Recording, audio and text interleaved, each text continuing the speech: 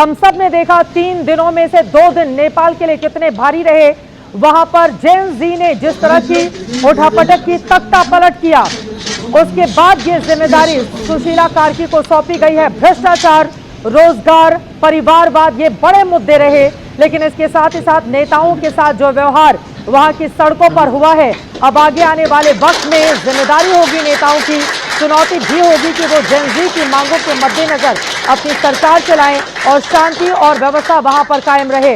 अंतरिम पीएम बनने से पहले सुशीला कार्की ने जो इंटरव्यू दिया था, उसका जो वायरल हिस्सा है वो हम आपको दिखा रहे हैं। उन्होंने भारत से रिश्ते को लेकर जो बड़ी बातें कही, सबसे पहले उनकी ओर से कहा गया, मैं मोदी जी को प्रणाम करती हूं, मेरे दिल में उनके लिए बहुत इज्जत है। दोनों देशों के बीच सरकारें भले ही अलग अलग नीतियां बनाती हों, लेकिन नेपाल और भारत के लोगों का रिश्ता दिल से दिल तक है। हम भारत के नेताओं को अपने परिवार की तरह मानते हैं।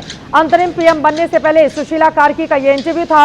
उन्होंने आगे कहा, भारत ने हमेशा नेपाल का साथ दिया है, हम बहुत करीब हैं, लेकिन जब रसोई में बर्तन इकट्ठे होते हैं तो थोड़ा शोर तो होता ही है। ये कहने के बाद वो मुस्कुरा देती हैं। यकीनन उनकी ये लाइनें भारत के साथ उनके किस तरह के रिश्ते हैं। अगली लाइन उनकी ओर से जो कही गई, मुझे आज भी अपने टीचर्स और दोस्त याद हैं। गंगा नदी के किनारे हमारा हॉस्टल था, गर्मियों में हम छत पर सोते थे। आपको बताते चले, सुशीला कार्की बनारस हिंदू यूनिवर्सिटी BHU से पॉलिटिकल साइंस में पोस्ट ग्रेजुएशन उनकी ओर से किया गया, यानी कि एक तरफ बनारस से इनकी भी जड़ें जुड़ी हुई हैं, वहां से पढ़ाई लिखाई की है। नरेंद्र मोदी बनारस के सांसद हैं, इस लिहाज से भी आप दोनों के रिश्तों को समझ सकते हैं। लेकिन उन्होंने इस बात का भी जिक्र किया कि रसोई में जब बर्तन होते हैं तो वो आपस में खटकते ही हैं, लड़ते हैं।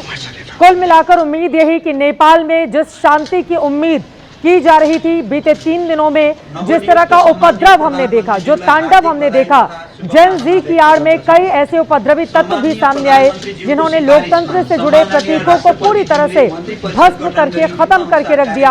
अब सुशीला कार्की की जिम्मेदारी है कि इसको लेकर वो आगे बढ़े। हमारे साथ जगविंदर पटियाल लगातार नेपाल से पल पल की जानकारी काठमांडू से आप तक पहुंचा रहे हैं। अब कौन कौन सी बड़ी चुनौतियां यहाँ पर आप देख रहे हैं सुशीला कार्की के सामने? जगविंदर, कृषि तथा पशुपंछी विकास। देखिए, सबसे बड़ी चुनौती तो ये है कि नेपाल को ट्रैक पर कैसे लाना है। जितनी तबाही हुई है, जो असंतोष है, जो भ्रष्टाचार है, जो बेरोजगारी है, जो आर्थिक तंगी है, उन चीज़ों को किस तरह से पटरी पर लाना है, इसलिए उनको काम करना होगा। दूसरी महत्वपूर्ण बात है कि लॉ एंड ऑर्डर बिगड़ने ना पाए, या जितनी भी युवा ब्रिगेड है वो कंट्रोल से बाहर ना निकलने पाए, उसमें आर्मी को कितने अख्तियार देने हैं, कितने नहीं देने हैं, इसको तय करना होगा। तीसरी बात यह है कि युवा ब्रिगेड के खिलाफ जो दमनकारी नीति अपनाई गई, सोशल मीडिया बैन किया गया, रोजगार के संसाधन नहीं जुटाए गए, इन तमाम चीज़ों के लिए क्या कोई आयोग बिठाना है, और जो चीज़ें ध्वस्त हुई हैं उन चीज़ों को ठीक कैसे करना है।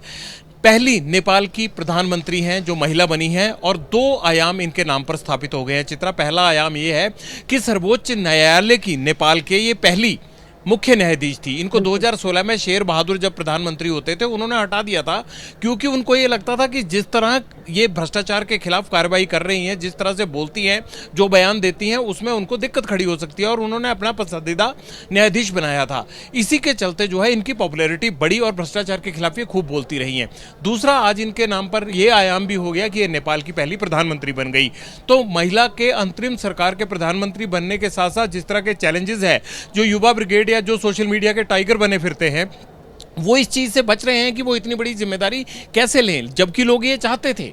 लेकिन बालन शाह को इस तरह से ये चुनौती देगी। मुझे ये लगता है कि बालन शाह ने बेशक ये दांव खेला है कि उनकी पॉलिटिक्स को खतरा ना हो, इन हालात में वो यहाँ पर पीएम का पद ना लें, इसलिए पीछे हट रहे हैं। लेकिन अगर सुशीला कार्की सही ढंग से काम कर गई तो मुझे लगता है कि बालन शाह की जो सारी सियासत की सीढ़ियाँ हैं वो खिसक सकती हैं। लेकिन बड़ा सवाल ये है कि आर्मी और लोग इनके साथ कितना सहयोग करते हैं, और दूसरी बात, नेपाल को दोबारा पटरी पर लाने के लिए ये किस तेजी से अपने संयम और अपने अनुभव का इस्तेमाल करती हैं, और पड़ोसी मुल्कों का कितना सहयोग इनको मिल पाता है, इस बात पर भी नजर रहेगी।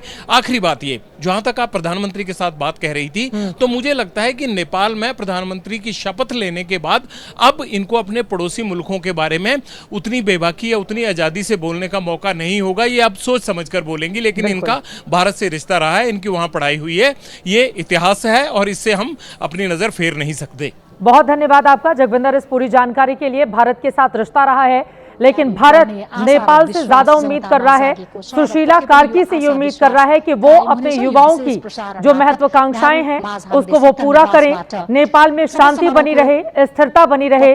इसमें नेपाल का भी फायदा है और उसके आसपास के जितने पड़ोसी मुल्क हैं उनका भी उसी से भला है। उम्मीद है कि नेपाल को एक नई ऊंचाइयों तक ये लेकर जाएंगे। सुशीला सरकार की शुरुआत हो चुकी है, लेकिन ये अंतरिम व्यवस्था है।